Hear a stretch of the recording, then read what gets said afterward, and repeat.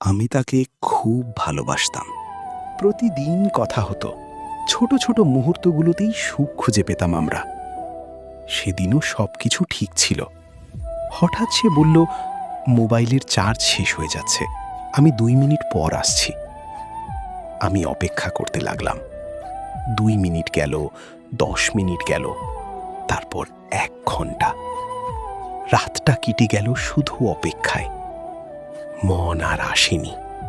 কোনো মেসেজ না, কোনো কল না, শুধু নীরবতা। মনে হচ্ছিল হয়তো আমি তার কাছে এতটাই অপ্রয়োজনীয় যে ফিরে এসে একটা কথাও বলা দরকার মনে করেনি।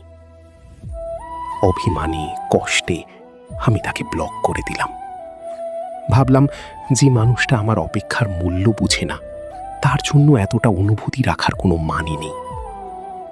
কিন্তু সত্যিটা হলো, আজও যখন ফোনটা হাতে নিই, মনে হয় সে হয়তো লিখবে, আমি ফিরে এসেছি। কিছু গল্প শেষ হয় না, শুধু মাঝপথে থেমে যায়। আর সেই থেমে যাওয়া গল্পটাই সবচেয়ে বেশি কষ্ট দেয়।